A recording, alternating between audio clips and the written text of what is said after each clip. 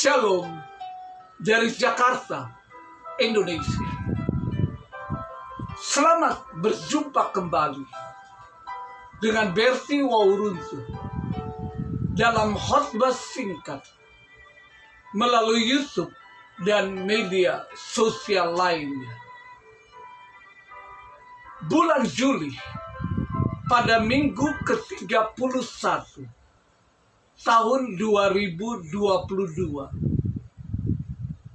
Khotbah singkat bertemakan berawal dari iman dan berakhir pada kasih. Namun pembahasannya terbatas pada 3 topik, yaitu topik 79 menuju karakter kekristenan. Topik ke-80 iman menang dalam penderitaan. Kedua video ini sudah tersedia pada akun YouTube Berti Wauruntu. Silakan saksikan. Topik ke-81.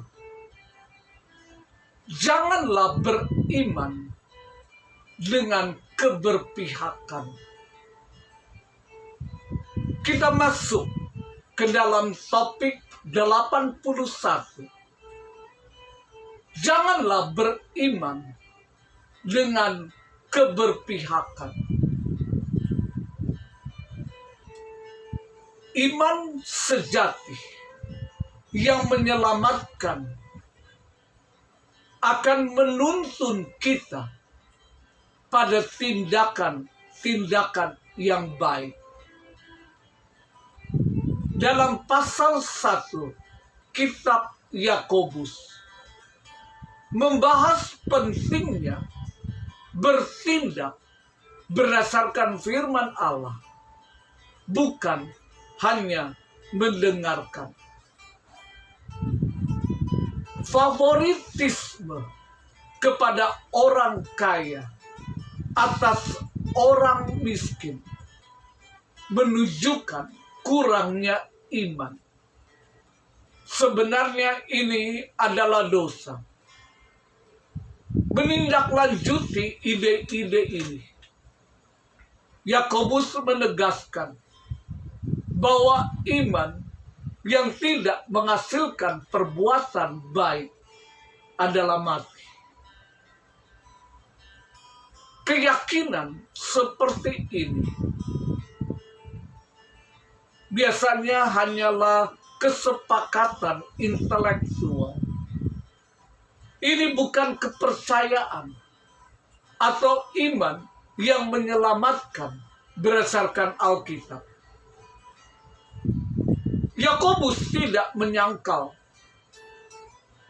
bahwa kepercayaan kepada Tuhan adalah penting untuk keselamatan. Juga tidak mengklaim bahwa perbuatan diperlukan untuk mendapatkan keselamatan. Lebih lanjut, iman dan perbuatan seperti halnya nafas bagi tubuh adalah tanda kehidupan. Sebuah iman tanpa perbuatan seperti tubuh tanpa nafas, mati. Yakobus 2 ayat 1-13 memberikan arti bagaimana orang Kristen yang menghidupi apa yang firman Tuhan katakan. Mereka yang memegang iman Kristus harus mematuhi perintah untuk mengasihi sesama manusia seperti diri sendiri. Ini tidak termasuk menunjukkan pilih kasih kepada orang kaya atas orang miskin. Menurut Injil, kita semua adalah pelanggar hukum. Orang Kristen sebagai orang percaya, mereka akan diadili oleh hukum yang memberikan kebebasan, harus memberlakukan semua orang lain secara setara. Di sini Yakobus mulai membongkar implikasi dari ide-ide tersebut dengan memulai masalah yang memberikan perlakuan yang lebih baik pada orang kaya daripada orang miskin. Tampaknya kecenderungan manusia sudah merupakan masalah bahkan sejak gereja mula-mula. Yakobus bersikeras bahwa itu menunjukkan kurangnya iman kepada Tuhan yang siap menyediakan segala keperluan bagi kita dan pelayanan. Dia memulai dalam ayat ini dengan perintah kepada orang Kristen untuk melakukan yang sebaliknya. Tidak menunjukkan keberpihakan atau pilih kasih. Orang percaya sejati percaya kepada Tuhan Yesus Kristus. Dia adalah Tuhan kemuliaan, Tuhan yang mulia. Implikasinya di sini bahwa kemuliaan Tuhan sepenuhnya mampu menyediakan semua yang kita butuhkan setiap saat, bahkan selamanya. Kemuliaannya akan menjadi milik kita selamanya jika Anda percaya Tuhan untuk memenuhi semua kebutuhan kita. Mengapa menunjukkan sikap kasih, sikap pilih kasih kepada siapapun dengan harapan mereka akan memenuhi kebutuhan kita? Dalam ayat-ayat berikut, Yakobus melukiskan gambaran tentang apa yang tampak dari sikap pilih kasih yang tidak setia pada satu perkumpulan orang percaya. Pada ayat sebelumnya, Yakobus mendesak umat Kristen untuk menghindari pilih kasih terhadap satu kelompok orang di atas lainnya. Lebih tepatnya, si kaya atas si miskin. Mengapa ada orang yang melakukan hal seperti itu? Dalam beberapa kasus disebabkan bermotivasi untuk berharap agar menerima sebagian dari uang milik si kaya. Karena orang miskin tidak bisa berbuat banyak untuk kita dan pelayanan. Tapi ini adalah sikap non-Kristen yang sangat duniawi. Dalam ayat 2, Yakobus mulai menggambarkan sebuah contoh ketika orang percaya mungkin tergoda untuk memilih satu orang hanya berdasarkan kekayaan. Yakobus mengajukan gagasan tentang orang kaya dan orang miskin.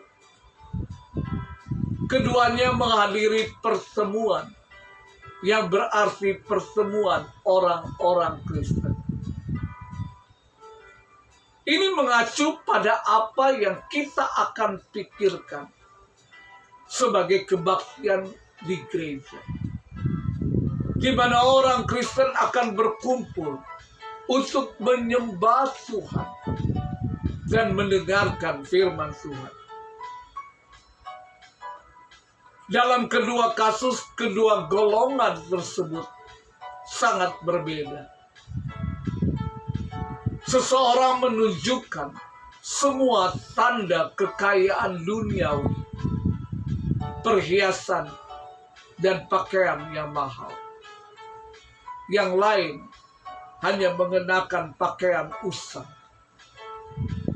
Bagaimana orang-orang percaya yang berkumpul akan memperlakukan kedua orang itu hanya berdasarkan penampilan luar mereka?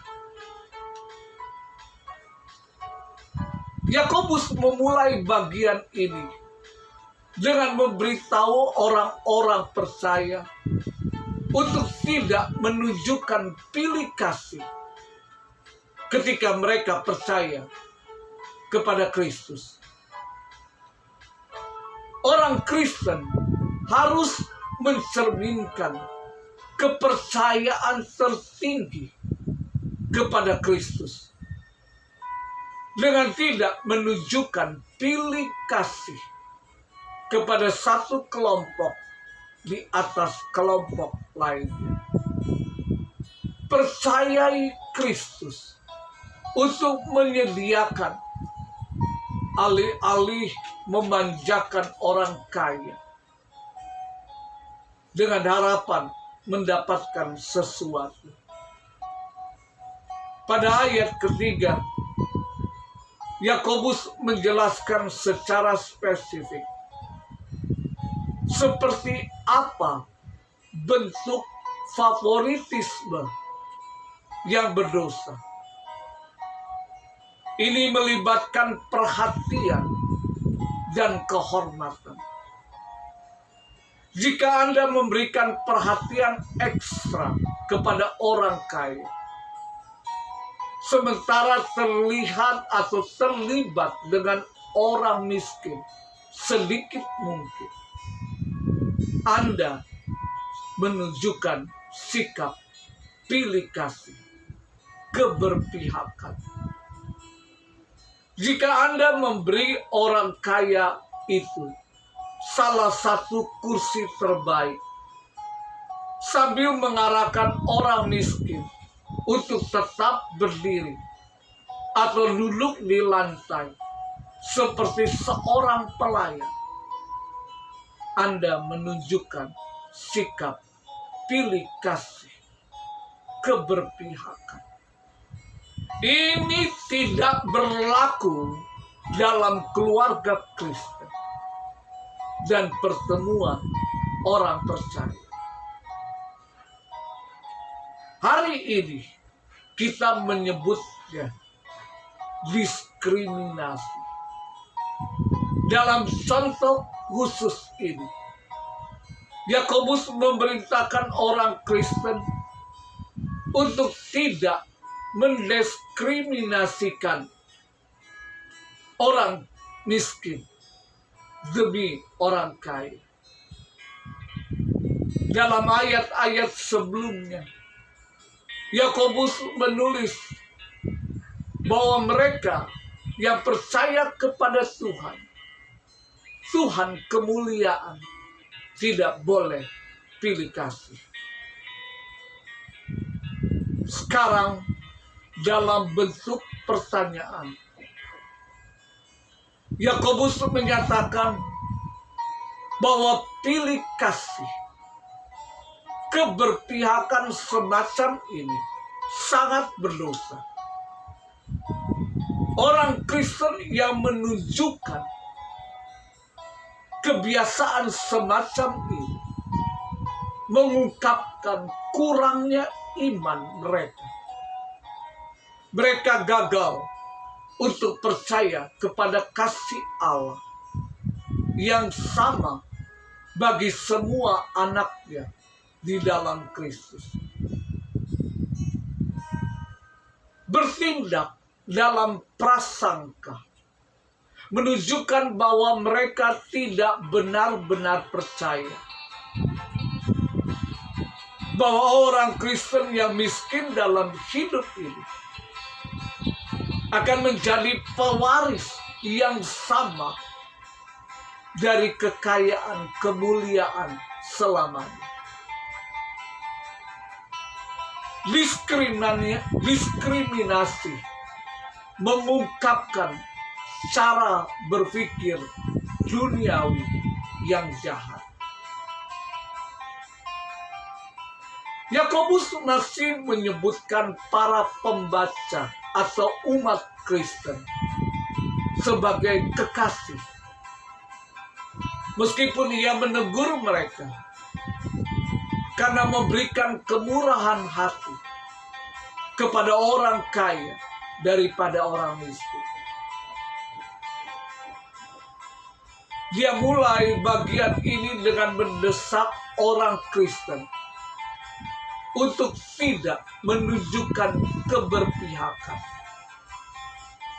melukiskan gambaran seperti apa favoritisme yang terlarang dalam prakteknya.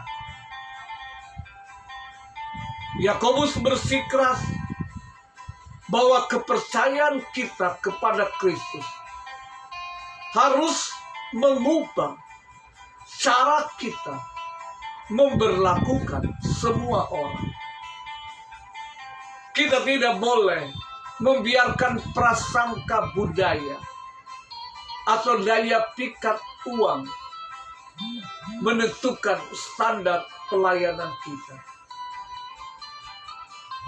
Kenyataannya menunjukkan pilih kasih atau keberpihakan atas orang kaya terhadap orang miskin, mengungkapkan bahwa kita tidak benar-benar mempercayai apa yang kita klaim seperti kepercayaan yang Tuhan berikan kepada kita. Dalam ayat ini Yakobus menjelaskan maksud dengan pertanyaan yang sangat spesifik di bawah ini. Bukankah Tuhan telah memilih beberapa orang yang miskin dalam hidup ini untuk menjadi kaya sekarang dalam iman dan kaya selamanya dalam kerajaan? Bukankah itu janji yang Dia buat untuk mereka yang mengasihi Dia?